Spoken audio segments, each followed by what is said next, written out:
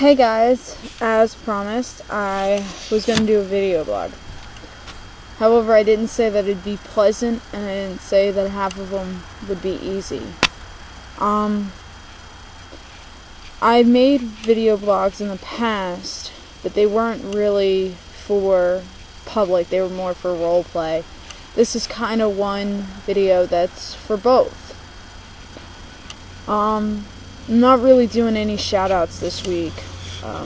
It's not because of I want to or I don't want to, but it's more of the fact because this one I figured would be closer to home for me personally and give you all a chance to get to know me better. So with that said, it's not directed really to anyone, it's just how I feel at this present time, and hopefully you'll like it.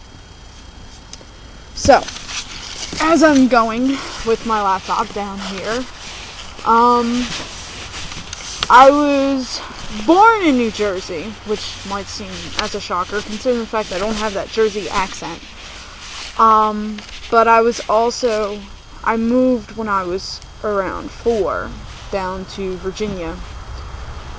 This house, though, I wasn't really here until my sophomore year of high school, which some of you know that was a pretty rough time for me. I was doing drugs, continuing really my demise from Mattawan Regional High School, cutting, drinking, doing drugs, basically that.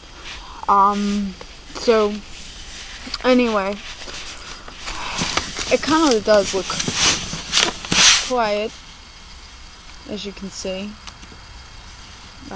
We have my mom has this creek in the backyard, and, well, it's not pretty, but it's something. I used to come here and think thoughts and stuff like that. However, things have changed. Sometimes I started writing more. I mean, on and off I was writing a lot less sometimes, and I guess it was probably because everyone just said that my writing had sucked or it was too depressing, and to be honest, it was just how I felt. It wasn't... Some was based on experiences that I couldn't really talk about. So, with that said, I've changed a lot in the past 20 years, and as most of you know, my 21st birthday is coming up in 28 days and 2 months. It seems so much of a year has gone by, and to be honest, it feels like I haven't done a lot that I wanted to accomplish in those years, what I wanted. I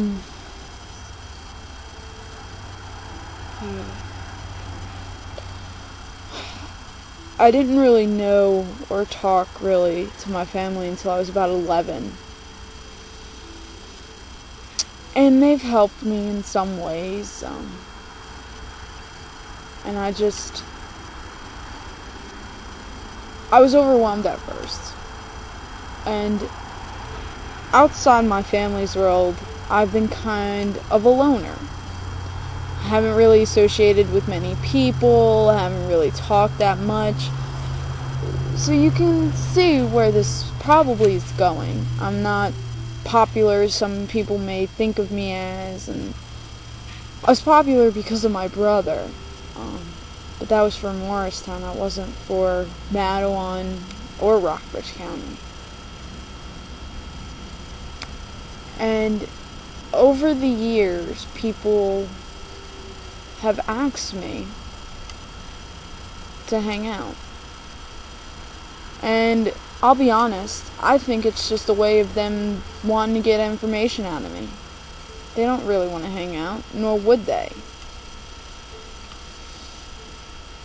So I either hope to God that there's other plans, or I don't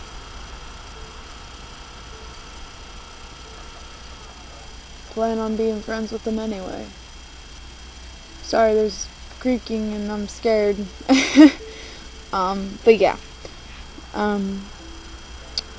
Around the age of 10 and 11, I was personally bullied. That was the start. When I was 11 to 12, I realized that I was bisexual. I liked girls and I liked guys. And it's still the same today, so don't go and say I'm bi-curious, because I'm not. I'm bisexual. Another thing that I've noticed is I started cutting in. I wasn't suicidal, I just did it for attention. At first, I guess you could say I was suicidal, but I guess in a way, after a while, it was just like, oh well, if suicide got me attention, maybe I could do it, over and over. I realized later that it was wrong and I stopped cutting because I wanted to die, and I started cutting more because it was a pressure to relieve the pain. But cutting isn't the answer at all, and I learned that the hard way. When I was around 16, it was after I left Madawan, I disappeared. But I didn't disappear because I wanted to. I disappeared because I was a minor, and I had to listen to my parents. My father had died, so he really didn't get much to say in this, and I never really had my father in my life for more than a year or two. I always snuck around to see him if I could in like 7th and 8th grade, and by that time it was very rare that I even saw him. So the closest relationship that I've had to parents are my maternal grandparents and my mom. And occasionally a few aunts and uncles, but really it was my mom and my grandmother. And it was really hard. Like, I can't tell you how bad it really was. And my mom did what she thought was best. I, one day, got the best of me. To be honest, I think it was both Rockbridge and Madawan who put the stress on me. And I wanted to die. And I was totally committed to dying. And I drank. And the pain was still there. So I did drugs.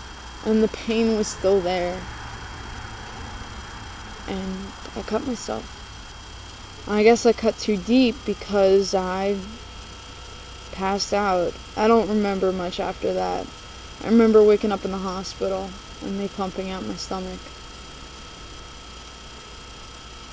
Later on, I was sentenced to go to mental institution to get better. Later, a month later actually was pretty much a month, I was in the hospital because I had overdosed on pills again. And after that, it was pretty much the last straw. And nothing could take it. And so again, I wanted to die and did the exact same thing.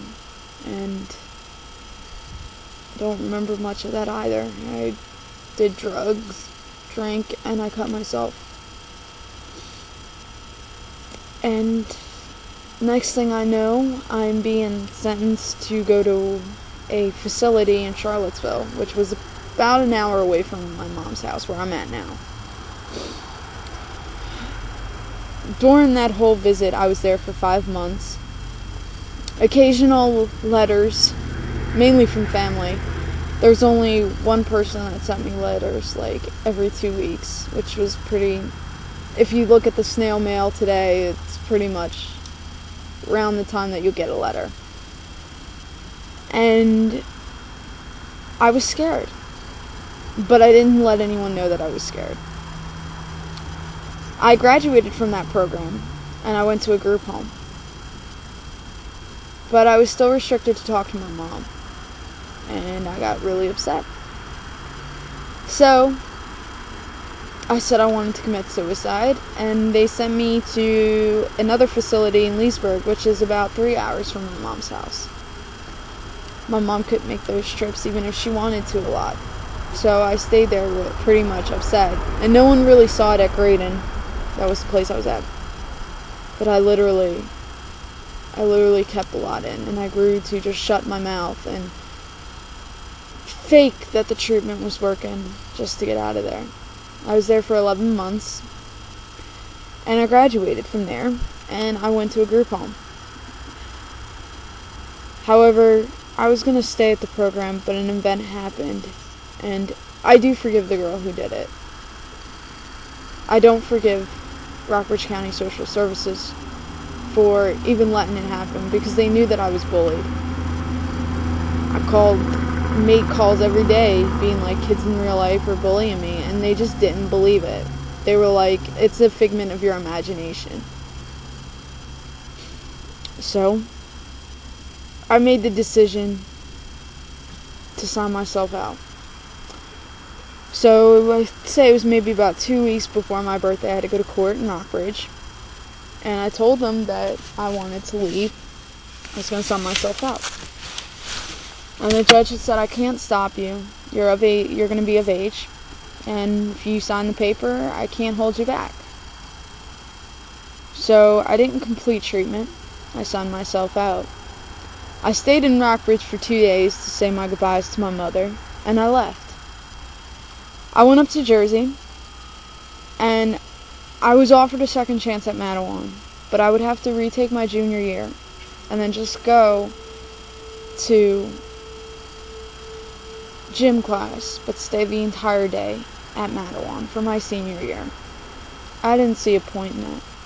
So I went to the adult high school, where I attended 3 times a week, 3 classes. That's all I needed was to graduate from their standards. I ended up getting my diploma in 2009. However, I was unsure of what I wanted.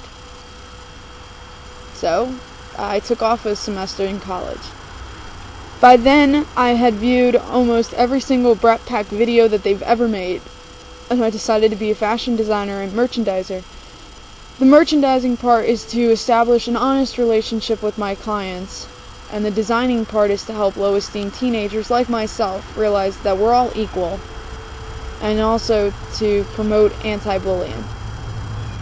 I will be honest, I may look pretty to you, I may look gorgeous, things shouldn't have happened that have happened to me, but I've been bullied by family and by friends that have been on the outside of my family circle for many years. I'd say this is going on the 10th year. My whole arm, you can't really see it because of the daylight, but this arm alone, there's so many scars on it. Some of them are battle scars from fighting with family. Some people know about it, but the others are mainly from me cutting myself really bad. I've cut elsewhere. I kind of stopped cutting on my arms in my sophomore year and started to cut elsewhere so that people wouldn't see the cuts, but eventually it did happen. People did see, and I got in trouble for it. I'm not promoting cutting because it's not an answer at all, but what I'm promoting today is anti-bullying. Recently, fashion, I've said I wanted to quit fashion a lot of times now, and being bipolar, 1 minute your mind is set on something and the next minute you want to do something entirely different, and I've learned to accept that. And my family, they'll be like, oh, well, you say this now, but you're not going to do it because in 2 hours you're going to fall back in love with something, and that's the relationship with fashion. However, I realized that I'm not considered as one of you. And yeah, you guys may have dropped the high school bullshit, but to be honest, have you really? I didn't do anything to you, and I don't understand what I did wrong. I don't. And the fact that you all consider me still as a mutant monster is really harsh, considering the fact that I really haven't hit you, I haven't done anything, and what I've done compared to my family, that's pretty huge. I've realized that I don't really have anyone, except for maybe one person, and the only reason I have her is because no matter how many times she deletes me off Facebook and or yells at me or tells me not to call her anymore, even though she's an outsider, she's still always there for me. And she knows who she is, and if she ever gets smart and says, hey, I'm not mentioned in this video, I'm going to, well, I can't really beat her because she's on the opposite side of where I live anyway. But I will personally blow up her phone telling her that she's totally in this video. Even though she might turn her phone off later and get pissed off. But yeah, she's mentioned in this video. But I'm not going to name names because that would be unfair. My family has picked me up from so many levels. And I will admit, my dad wasn't in my life. I was raped at a very young age by a family member. So it's hard to get the attention that I want and to act like nothing's wrong. And I need attention, and I'm not doing it to be dramatic or anything. I just want to feel that I belong here like everyone else does. And bipolar really limits that expectation. So I'm going to take a break from here, and I'm going to transfer my new location, and we're going to continue this off. I just wanted to make this an intro. So, with that said, I'll be right back.